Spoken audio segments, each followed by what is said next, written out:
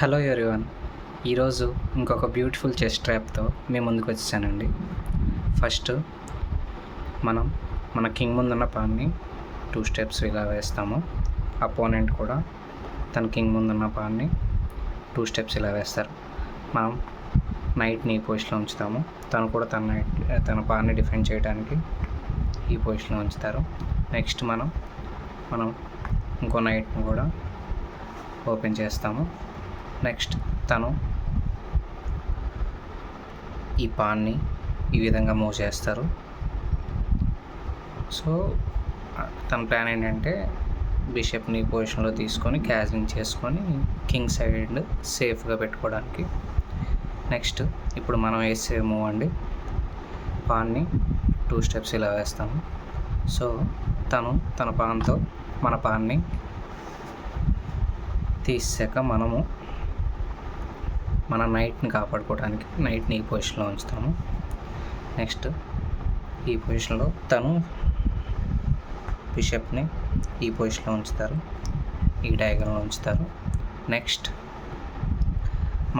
మన బిషప్ని క్వీన్ని అటాక్ చేస్తూ ఈ పొజిషన్లో ఉంచుతాము. ఇప్పుడు తన క్వీన్ని కాపాడుకోవడానికి తన నైట్ని ఈ పొజిషన్లో ఉంచుతారు. ఈ పొజిషన్లో ఉంచినప్పుడు ఇప్పుడు మనం వేసే బ్యూటిఫుల్ స్టెప్ అండి, నైట్ని సాక్రిఫైస్ చేస్తున్నాము. పాన్ తీసాము. ఇప్పుడు తన బిషప్తో తీయచ్చు, నైట్తో తీయచ్చు. మన నైట్ని తన బిషప్తో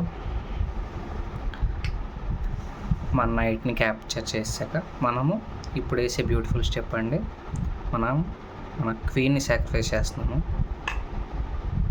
బిషప్ని ఈ విధంగా క్యాప్చర్ చేస్తే క్వీన్ క్యాప్చర్ అయిపోతుంది.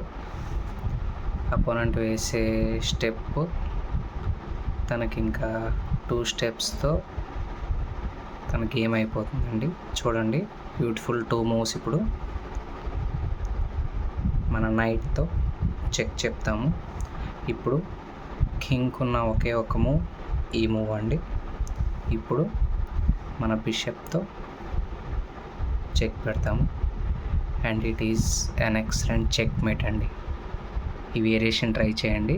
నైట్ అండ్ బిషప్తో మనం చెక్ మేట్ చేసాము. Thank you.